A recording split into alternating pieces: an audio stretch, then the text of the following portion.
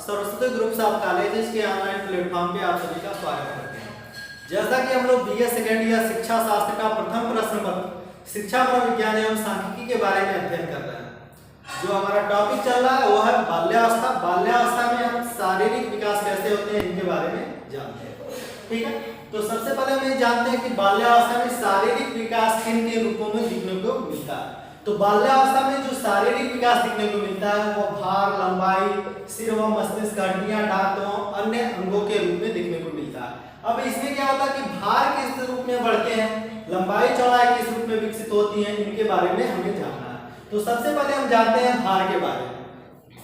बाल्यावस्था जो है, इस अवस्था में जो बालक का भार होता है यानी कि 12 वर्ष के अंत तक बाल्यावस्था की जो आयु मानी गई है, कितनी मानी गई है, 6 से 12 वर्ष, यानी कि 6 से 12 वर्ष के बीच की जो आयु है उसे हम बाल्यावस्था के नाम से जानते हैं। तो ये जो 12 वर्ष के अंत तक बालक का जो भार होता है वह 80 से लेकर 95 पाउंड के बीच होता है। कितने पाउंड के बीच होता है, 80 से लेकर 95 पाउंड के बीच होता है। जबकि हम सहस्त्रावस्था में पढ़े थे कि बालक का जो भार होता है वो कितना होता है, 38 से लेकर 41 पाउंड के बीच होता है। इस तरह से हम देखते हैं कि बाल्यावस्था में बालक का जो भार होता है 12 वर्षों में पूर्णतः 80 से 95 पाउंड के बीच होता है। इसी क्रम में लंबाई का विकास कैसे होता है इसे हम देखते हैं। तो बाल्यावस्था में जो लंबाई होती है, लंबाई की वृद्धि जो होती है वो बहुत ही कम होती है। क्या होती है, बहुत ही कम होती है। इसमें क्या होता है कि 12 वर्षों के अंत यानी कि 6 से लेकर जो 12 वर्ष के बीच की जो आयु है, इसके बीच में हम देखें तो जो लंबाई होती है मैक्सिमम 2 या 3 इंच ही बढ़ती है। अतः हम कह सकते हैं कि बाल्यावस्था में बालक की जो लंबाई होती है उसकी जो बढ़ने की तीव्रता होती है और गति होती है वो धीमी होती है और इतने वर्षों में मैक्सिमम 3 या 3 इंच तक ही क्या होती है, वृद्धि यानी कि होती है, यानी किसमें, लंबाई में। इसी क्रम में अगला है सिर व मस्तिष्क। सिर व मस्तिष्क में किस तरह से विकास होते हैं। सिर व मस्तिष्क की बात करें तो हम पहले सहस्त्रावस्था की बात करते हैं। 5 वर्ष में बालक का जो सिर और मस्तिष्क का आकार होता है वो प्राणों के मस्तिष्क के आकार की अपेक्षा 90% होता है, जबकि 10 वर्ष में यही देखा जाए तो यह 95% हो जाता है। इस तरह से हम कह सकते हैं कि बालक के बाल्यावस्था में सिर व मस्तिष्क का जो भार होता है वह कुल शरीर के भार के 90% होता है। कितना होता है, कुल शरीर के भार का 90% होता है। इसी क्रम में हम अगला देखते हैं हड्डियां। हड्डियां किस तरह से बाल्यावस्था में विकसित होती है। जैसा कि आपको पता होगा कि सहस्त्रावस्था में कुल हड्डियों की संख्या कितनी बताई गई थी, 270 बताई गई थी, लेकिन बाल्यावस्था में ये जो हड्डियों की संख्या है यह बढ़ के 350 हो जाती है। अतः हम कह सकते हैं कि बाल्यावस्था में जो हड्डियां होती हैं उनकी संख्या क्या हो जाती है, बढ़ जाती है। 270 से लेकर 350 हो जाती है। क्वेश्चन क्या पूछ रहा था कि बाल्यावस्था में हड्डियों की संख्या कितनी होती है, तो ऑप्शन दे देगा 270, 350, 266 कितनी होगी, बाल्यावस्था में 350 होगी। इसी रूप में हम देखते हैं कि बाल्यावस्था में जो हड्डियां होती हैं उनका क्या होता है, अस्थीकरण होता है। क्या होता है, अस्थीकरण होता है। इसमें कैसे क्वेश्चन कैसे पूछता है कि किस अवस्था में बालक की हड्डियों का अस्थीकरण होता है, तो किस अवस्था में होता है, बाल्यावस्था में होता है।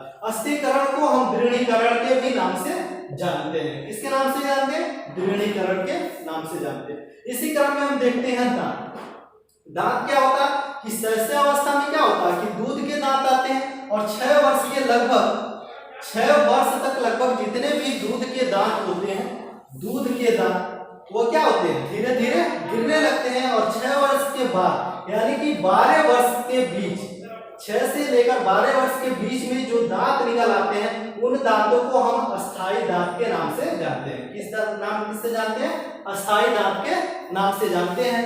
और यह कुल दांतों की जो संख्या होती है वो कितनी होती है, 32 होती है। लेकिन बाल्यावस्था में देखा जाए तो मैक्सिमम 27 से 28 दांत निकल आते हैं।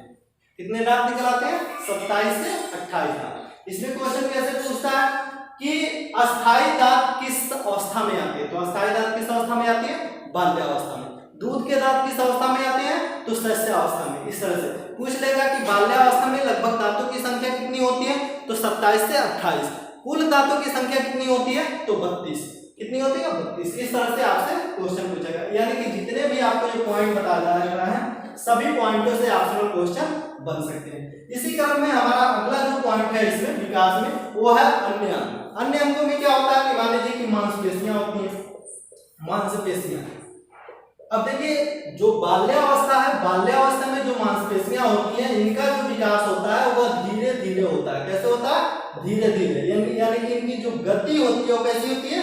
धीमी होती है। और ये जो बाल्यावस्था यानी कि 12 वर्ष की आयु तक बालक के कुल शरीर का जितना भी भार होगा उस भार का 27% भार किसका होगा? मांसपेशियों का होगा। किसका होगा? मांसपेशियों का होगा। और इसी क्रम में अन्य अंगों को हम देखते हैं कि बालक में धड़कन की जो गति होती है, धड़कन की गति बाल्यावस्था में शैशवावस्था की अपेक्षा क्या होती है? कम हो जाती है, यानी कि 1 मिनट में 85 यानी कि 85 बार ही धड़कती है। ठीक है, तो इस तरह से हमने देखा कि बाल्यावस्था में शारीरिक विकास किन के रूपों में देखने को मिलता है कि भार के रूप में, लंबाई के रूप में, सिरों मस्तिष्क के रूप में, हड्डियों के रूप में, दांत के रूप में एवं अन्य अंग में मांसपेशियां और धड़कन इत्यादि के रूपों में दिखने को मिलता है। ठीक है, अब इसके बाद से आता है कि शारीरिक विकास को प्रभावित करने वाले कारक, यानी कि बाल्यावस्था में जो भी शारीरिक विकास हमने ऊपर पढ़ा है इसको प्रभावित करने वाले कारक कौन कौन से हैं। तो जिसमें सबसे पहला कारक है वो है वंशानुक्रम। आपको पता होगा कि वंशानुक्रम क्या है, पिछली वीडियो में भी बताया गया था। जहां पे भी वंशानुक्रम के बारे में बताया जाता है तो वंशानुक्रम का अर्थ जरूर बताया जाता है। क्या होता है कि माता पिता के द्वारा जो भी प्राप्त गुण होते हैं पैतृक या जिन्स के माध्यम से पीढ़ी दर पीढ़ी क्या होते हैं? स्थानांतरित होते रहते हैं, और ये जो प्रक्रिया होती है वंशानुक्रम कहलाती है। इसमें क्या होता है कि एक स्वस्थ माता पिता के हम कह सकते हैं कि जो भी उनका शारीरिक बनाव या स्वास्थ्य जो भी होगा उसी रूप में उस बालक का भी शारीरिक विकास होता है। यानी कि एक स्वस्थ माता पिता का बालक स्वस्थ होगा, एक दुर्बल या रोगी माता पिता का जो बालक होगा वह रोगी एवं दुर्बल होगा। अतः हम कह सकते हैं कि वंशानुक्रम के आधार पर माता पिता का स्वास्थ्य आकार का भी प्रभाव बालक के शारीरिक विकास पे पड़ते हैं। अतः हम कह सकते हैं कि वंशानुक्रम क्या है? शारीरिक विकास को प्रभावित करने वाला एक कारक है। इसी क्रम में अगला है वातावरण। जिस प्रकार का वातावरण बालक को प्राप्त होगा या जिस प्रकार के वातावरण में बालक रहता है उस वातावरण का भी प्रभाव बालक के ऊपर पड़ता है। यानी कि उसके शारीरिक विकास या बालक के जितने भी पक्ष हैं, शारीरिक, मानसिक, नैतिक, चारित्रिक, आध्यात्मिक, इन सभी पक्षों को विकसित करने में वातावरण का क्या होता है? महत्वपूर्ण योगदान होता है। तो इसमें हम शारीरिक विकास के बारे में पढ़ते हैं तो वातावरण में क्या होगा? शुद्ध वायु, शुद्ध जल, या हम कह सकते हैं कि जिस वातावरण से बालक बिलोंग करता है उस वातावरण के जो लोग होते हैं वो शिक्षित होते हैं। इन सबका प्रभाव बालक के शारीरिक विकास पे पड़ते हैं। ठीक है, उसी क्रम में अगला है पौष्टिक भोजन। आपको पता होगा कि अरस्तु ने कहा था कि स्वस्थ शरीर में स्वस्थ मस्तिष्क का विकास होता है। जब तक हमारा शरीर स्वस्थ नहीं होगा, स्वस्थ कब होगा?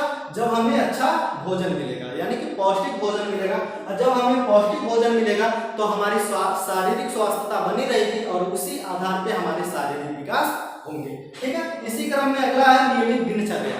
नियमित दिनचर्या का तात्पर्य क्या है कि समय से उठना, ठीक है, समय से खाना पीना, स्नान करना, ये जो भी दिनचर्या है, खेलना कूदना, व्यायाम करना, अगर जो हमारी नियमित एक सिस्टम के तहत एक समय सारणी के आधार पर होता है तो हमारा शारीरिक विकास अच्छे से होगा। उसी क्रम में अगला है निद्रा व विश्राम। हमने आपको बताया था कि शैशवावस्था में जो बालक होता है मैक्सिमम 12 घंटे की नींद लेता है। कितने घंटे की? 12 घंटे की।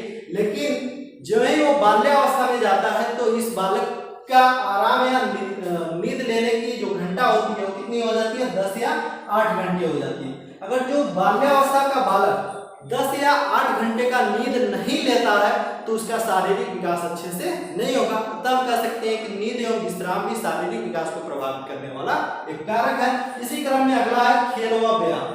खेल व व्यायाम भी शारीरिक विकास को प्रभावित करने वाला एक कारक है। अगर जो हम खेलते हैं तो खेलने के माध्यम से जितने भी हमारी शारीरिक कोशिकाएं हैं, जो हम कह सकते हैं कि हाथ पैर या जितने भी कोशिकाएं हैं, इन सभी कोशिकाओं में क्या होती है? क्रियात्मकता बनी रहती है जिसके माध्यम से इनके ग्रोथ अच्छे से होते हैं। अतः हम कह सकते हैं कि खेल व व्यायाम भी शारीरिक विकास को प्रभावित करने वाला एक कारक है।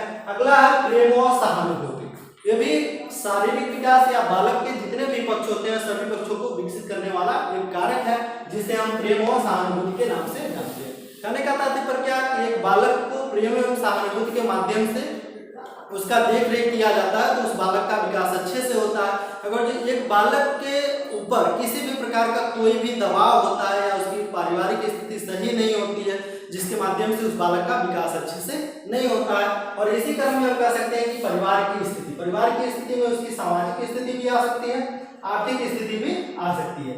जो उस बालक का जैसा सामाजिक स्थिति होगी उस सामाजिक स्थिति का भी प्रभाव उस बालक पर पड़ेगा और जैसे उसकी आर्थिक स्थिति होगी उसके आर्थिक स्थिति का भी प्रभाव उसके ऊपर पड़ेगा। आर्थिक स्थिति अच्छी होगी तो भोजन उससे अच्छा मिलेगा, अच्छी प्रकार की व्यवस्थाएं होंगी, विशेष प्रकार की व्यवस्थाएं भी उसे मिल सकती हैं जिसके माध्यम से उसके शारीरिक विकास अच्छे से हो सकते हैं। इस तरह से आज का हमारा वीडियो समाप्त होता है। मिलते हैं अगले वीडियो में।